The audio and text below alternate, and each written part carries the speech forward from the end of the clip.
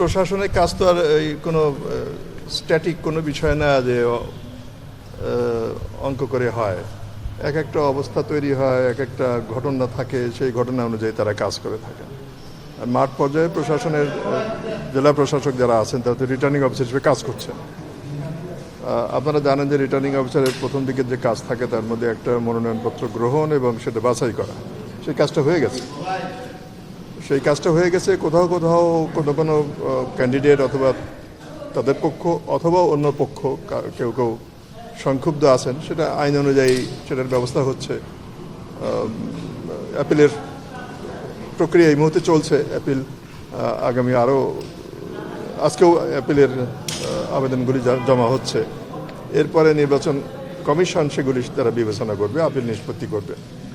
তো আপনাদের প্রশাসনের যে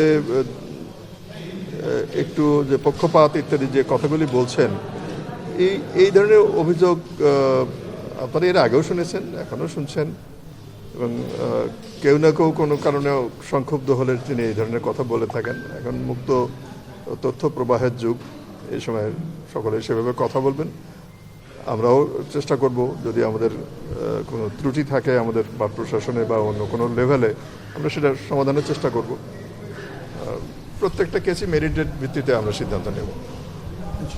স্যার, গতকাল একটি রাজনৈতিক দল নির্বাচন কমিশনে গিয়েছে মাঠ প্রশাসনের ডিসিদের বিষয়ে কিছু রদবদলের কথা আবার বলছে, সময় আছে 1 মাস। আপনি মনে করছেন যে সেই রদবদল সম্ভব কিনা বা করবেন কিনা? কি আমরা রদবদলের কথা তো বলছি না, তবে নির্বাচন কমিশন যদি কনভিন্সড হয়, তারা যদি মনে করেন যে হ্যাঁ রদবদল প্রয়োজন, তাহলে তারা বলবেন, তখন আমরা সেটা বিবেচনা করব, সেইভাবে ব্যবস্থা নেব। কারণ নির্বাচন কমিশনের সিদ্ধান্ত বা অভিমতের এখন অনেক বেশি মূল্য, সেটা আমরা অনার করার চেষ্টা করব।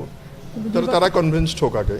কিন্তু নির্বাচনের আগে যে অভিযোগটা স্যার মাঠ প্রশাসনের প্রতি, এইটা নিয়ে আপনি ক্যাবিনেট সেক্রেটারি হিসাবে কি বলবেন? আমি এখন পর্যন্ত সেরকম কিছু দেখিনি। কোথাও কোনো সিদ্ধান্তে কেউ সন্তুষ্ট হননি, এটা হতেই পারে। এটা সকলের সিদ্ধান্ত একরকম হয় তা তো নয়। আর সকল ক্যান্ডিডেটেরও পরিস্থিতিতে একরকম ছিল না, সুতরাং কিছু পরিবর্তন হতেই পারে। আর এখানে তো তাৎক্ষণিকভাবে ডিসিশন নিতে হয়। তো তারা তাৎক্ষণিক বিবেচনায় যেটা সবচেয়ে উপযুক্ত মনে করেন যে সিদ্ধান্ত নিয়েছেন, সেটা যদি সঠিক না হয়ে থাকে তাহলে তো অ্যাপিলের সুযোগ আছে। সেই সুযোগটা এখন প্রত্যেক ক্যান্ডিডেটই নিচ্ছেন। শত ক্যান্ডিডেটই আপিল করেছেন এবং আরও করছেন, আজকেও করবেন, এরকম শুনতে পেয়েছি। দেখা যাক সেগুলিতে। স্যার, একটা বিষয় হলো যে এইবার 14, 18 এবং 24-এ যারা দায়িত্ব পালন করেছে রিটার্নিং কর্মকর্তা, তাদেরকে এবছর নির্বাচনের দায়িত্ব দেওয়া হয়নি। নতুন করে যে নিয়োগ হয়েছে লাস্ট 55 জনের হয়েছে, তাদের যোগ্যতা নিয়ে প্রশ্ন আছে, মাঠ পর্যায়ে তাদের অভিজ্ঞতা নিয়ে। এই প্রশাসন নিয়ে আপনি আসলে কতটা নিরপেক্ষ সুষ্ঠু নির্বাচন করতে পারবেন, এটা আপনার কি মনে হয়? আমি তো এখন আশাবাদী যে পারা যাবে ইনশাআল্লাহ। অভিজ্ঞতা তো সকলে নিয়ে আসে না, অভিজ্ঞতা তো তৈরি হয়। অভিজ্ঞতা অবস্থায় পড়লে অভিজ্ঞতা তৈরি হয়, এবং তারা যদি সঠিক পথে চলতে পারবেন, যদি এটা আমরা নিশ্চিত করতে পারি, এবং তাদের যদি মনোভাব সঠিক থাকে, তাহলে তারা সফল হবেন, 100% সফল হবেন ইনশাআল্লাহ।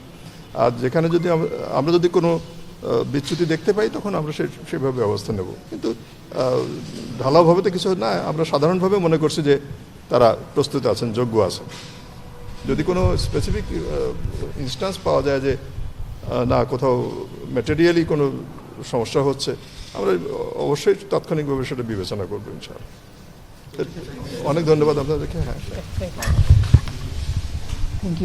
Thank you.